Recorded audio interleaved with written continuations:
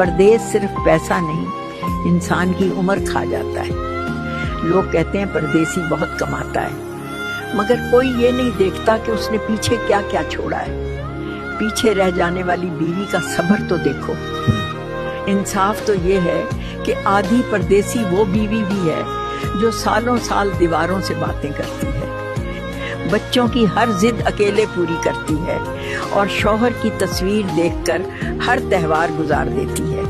कितनी अजियत की बात है हर लम्हा अपने सरताज के इंतजार में रहना। आधे परदेसी तो वो बच्चे भी हैं जो बाप की उंगली पकड़ने के बजाय सिर्फ उसका भेजा हुआ खिलौना पकड़कर बड़े हो जाते हैं।